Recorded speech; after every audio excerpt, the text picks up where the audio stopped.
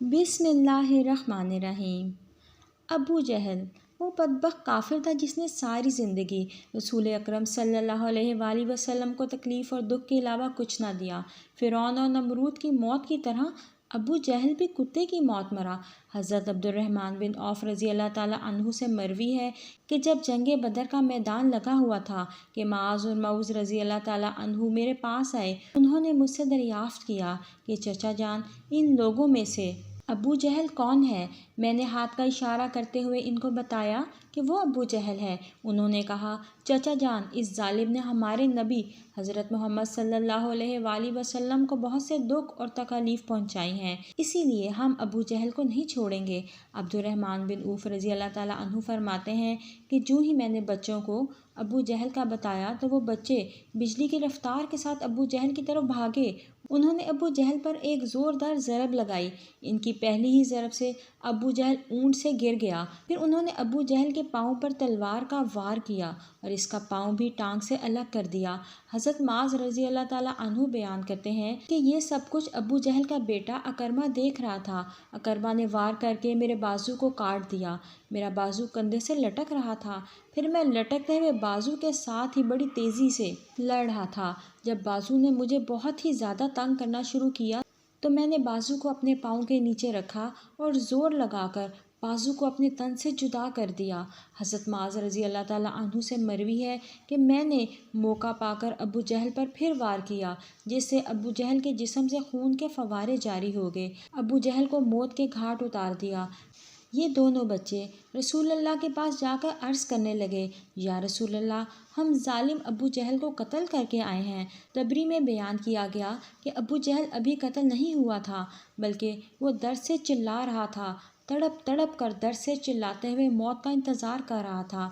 جب جنت بدر ختم ہوئی تو رسول اللہ نے تمام صحابہ اکرام کو حکم جاری کیا کہ ابو جہل کو تلاش کیا جائے۔ سب صحابہ اکرام ابو جہل کی تلاش میں مگن ہو گئے۔ حضرت عبداللہ بن مسعود بھی اس میں شامل تھے۔ حضرت محمد صلی اللہ علیہ وآلہ وسلم نے تمام صحابہ اکرام کو ابو جہل کی ایک نشانی بتائی تھی کہ ابو جہل کے گھٹنے پر نشان ہوگا۔ صحابہ اکرام نے عرض کی، یا رسول اللہ، ابو جہل کے گھٹنے پر وہ نشان کس طرح آیا تھا؟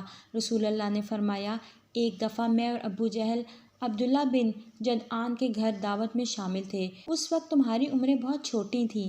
ہم دونوں میں کسی بات کو لے کر لڑائی ہوئی۔ میں نے ابو جہل کو زور سے دھکا دیا تھا، جس کی وجہ سے ابو جہل زمین پر گر پڑا۔ ابو جہل کے گھٹنے پر گہرا زخم آ گیا۔ وہ زخم تو ٹھیک ہو گیا تھا، لیکن اس کا نشان آج بھی ہے۔ یہاں ابن مسعود فرماتے ہیں کہ میں میدان میں ہر لاش کو اٹھا اٹھا کر دیکھ رہا تھا، الٹا کر کر کے دیکھ رہا تھا کہ مجھے ایک جگہ پر ابو جہل زخمی حالت میں نظر آیا۔ میں اس کے پاس گیا تو میں نے دیکھا کہ وہ ابھی مرا نہیں تھا، بلکہ زندگی کے آخری سانس لے رہا تھا۔ اس کے جسم سے خون کے فوارے جاری تھے۔ پھر میں نے رسول اللہ کی بتائی ہوئی نشانی کو دیکھا تو مجھے یقین ہو گیا کہ یہی ابو جہل ہے۔ میں نے اس کی گردن پر اپنے پاؤں رکھ کر اس کو زور سے گھسیٹا تو درد کے مارے اس کی چیخیں نکل پڑیں۔ میں نے ابو جہل سے مخاطب ہو کر کہا کہ اے خدا کے دشمن، اللہ تبارک تعالیٰ نے تجھ کو ذلیل و خوار کر کے رکھ دیا ہے۔ ابو جہل مجھ سے کہنے لگا، اس میں ذلت والی کیا بات ہے؟ میں تو اس آدمی سے بدلہ لینے کے لیے یہاں آیا تھا جس شخص کو تم لوگوں نے قتل کر دیا تھا۔ اس نے مجھ سے دریافت کیا کہ بتاؤ، اس جنگ میں فتح کس کی ہوئی ہے؟ میں نے کہا، اس جنگ میں فتح اللہ تعالیٰ کے سچے رسول صلی اللہ علیہ وآلہ وسلم کی ہوئی ہے۔ اس نے کہا، اے ابن مسعود چرواہے، تو بہت ہی اونچی جگہ پہنچ گیا ہے۔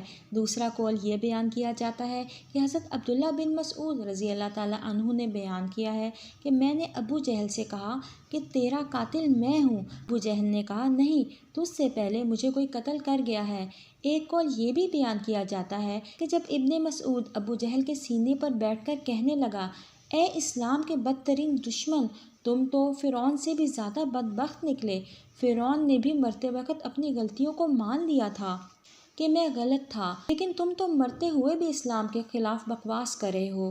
یہ سن کر ابو جہل نے جواب دیا کہ اپنے آقا محمد کو جا کے میرا یہ پیغام دینا کہ ابو جہل تو اس دنیا سے چلا گیا ہے، لیکن وہ یہ پیغام دے گیا ہے کہ حضرت محمد صلی اللہ علیہ وآلہ وسلم کا سب سے بڑا دشمن میں ہوں۔ ابو جہل کی زبان سے یہ بات سن کر میں نے ابو جہل کی تلوار پکڑی اور اس سے ابو جہل کے جسم سے اس کا سر جدا کر کے رکھ دیا۔ فرماتے ہیں کہ میں جسم کو سر سے جدا کر کے نبی کریم کے پاس لے گیا اور میں نے آقا دو جہاں کی بارگاہ میں ابو جہل کا سر پیش کرتے ہوئے عرض کیا، یا رسول اللہ، یہ لیں ابو جہل کا سر۔ آپ ابو جہل کے سر کے پاس کھڑے ہو کر فرمانے لگے، یہ کافر ابو جہل اس امت کا سب سے خطرناک اور ظالم فرعون ہے۔ ہر امت میں ایک فرعون ہوتا ہے، جبکہ میری امت کا فرعون ابو جہل ہے۔ اللہ تعالیٰ کا لاکھ لاکھ شکر ہے کہ یہ بدبخت ہلاک ہو گیا۔ روایات میں اسی طرح بیان کیا گیا ہے۔ رسول اللہ صلی اللہ علیہ وآلہ وسلم نے شکرانے کے نفل ادا کیے۔ حضرت انس رضی اللہ تعالیٰ عنہ سے مروی ہے کہ رسول اللہ نے آدھی رات کے وقت ان تمام لاشوں کے نام لے کر فرمایا، اے ابو جہل بن ہشام، اے عتبہ بن ربیعہ۔ اس طرح نبی کریم نے سب کنویں میں پھینکی گئی لاشوں کے نام لیتے ہوئے فرمایا کہ تم نے رب کائنات کا وعدہ پورا ہوتے ہوئے دیکھ لیا ہے۔ کیا تم نے اپنے خداؤں بتوں کو سچ پایا؟ میرے خدا نے جو مجھ سے وعدہ کیا تھا وہ سچ ثابت ہو گیا۔